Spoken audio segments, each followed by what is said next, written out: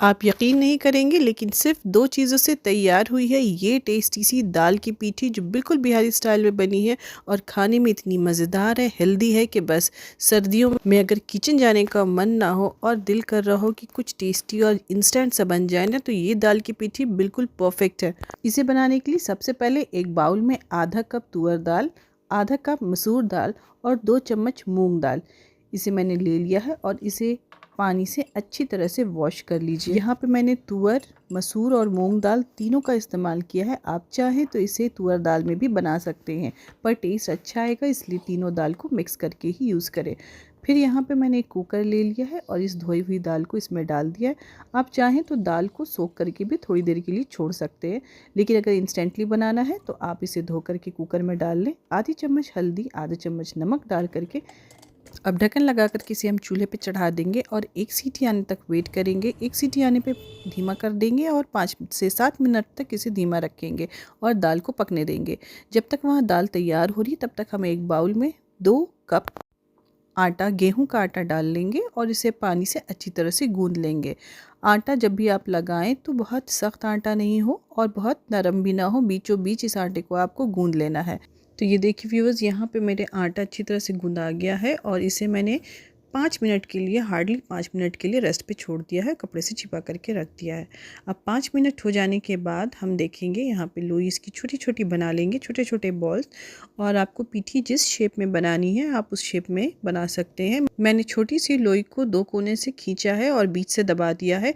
इस तरह से करने से इसकी एक छोटी सी प्यारी सी शेप तैयार हो जाती है। आप चाहें तो अपने मन की किसी भी शेप को बना सकते हैं। बहुत बड़े साइज़ की शेप्स बनाने की वजह से हो सकता है कि आपको पीठी गलाने में या पकने में टाइम लगे, क्यों, और कच्चे भी रह सकते हैं। और इस तरह से अगर आप छोटी पीठी बनाते हैं ना तो खाने में भी बहुत आसानी होती है, बच्चे भी इंजॉय करते हैं, और दूसरा कि पकने में भी बहुत ज़्यादा टाइम नहीं लेता है। तो आप चाहें तो इस तरह की छोटे छोटे साइज़ में बॉल्स को बना करके शेप दे सकते हैं। तो इस तरह से हमारे सारे शेप्स तैयार हैं और यहाँ पे कुकर खोल के देखेंगे हमारा दाल भी अच्छी तरह से गल चुका है। तो अब इस दाल को अब हम एक कढ़ाई में शिफ्ट करेंगे और कढ़ाई को डाल रख देंगे चूल्हे पे। तो यहाँ पे देखिए कुकर में जो भी बचा हुआ दाल था उसमें और पानी डाल करके हमने उसे भी ऐड कर दिया है और दाल को यहाँ पे बिल्कुल पतला रखेंगे, बहुत गाढ़ी नहीं रखनी, क्योंकि जब दल पीठी तैयार हो जाती है ना तो वो ऑलरेडी गाढ़ी हो जाती है। तो यहाँ पे दाल को पतला रखना है हमें। और यहाँ पे मैंने कोई भी नमक नहीं ऐड किया है। आप भी अपने स्वाद अनुसार ही यहाँ पे नमक डालिए, क्योंकि दल पीठी पक करके गाढ़ी हो जाएगी ना तो नमक ऑलरेडी मेंटेन रहता है।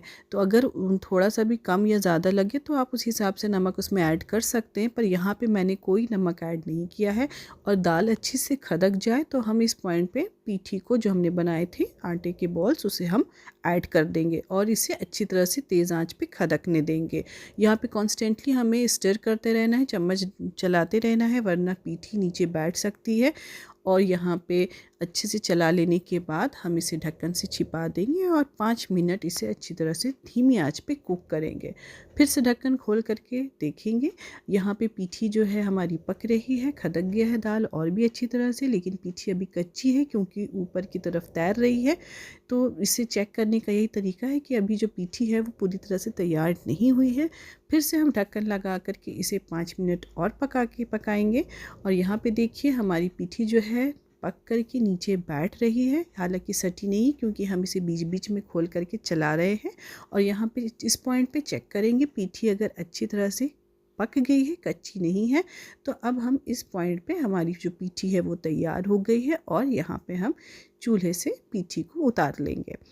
तो ये देखिए यहाँ पे पीठी हमारी बिल्कुल तैयार है।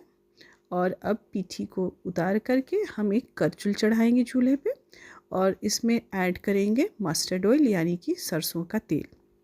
सरसों के तेल को अच्छी तरह से हम गरम कर लेंगे, क्योंकि यहाँ पे हम एक बघार इसका तैयार करने वाले हैं। पीठी में एक बघार डालना है, छौंका लगाना है, तो उसके लिए हमने सरसों का तेल लिया है और 2 चम्मच, बड़े चम्मच ज़ीरा डाल दिया है और 5 से 6 खड़ी सूखी लाल मिर्च को ऐड कर दिया है। और इसे अच्छी तरह से कड़कड़ाने के बाद अब हम इस झोंके को पीठी में ऐड कर देंगे।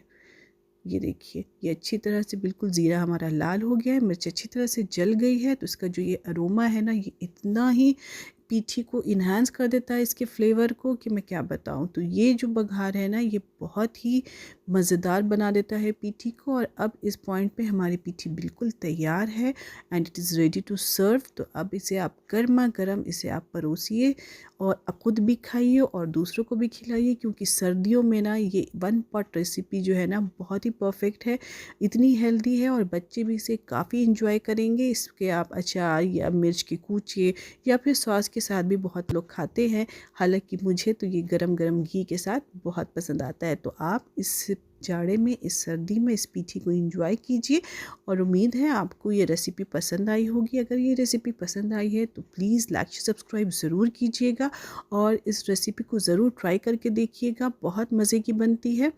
और जाने से पहले मेरे चैनल को सब्सक्राइब ज़रूर कर दीजिएगा, बेल आइकन प्रेस कीजिएगा। फिर आऊँगी कुछ नया लेकर के, तब तक के लिए लिव इन लव।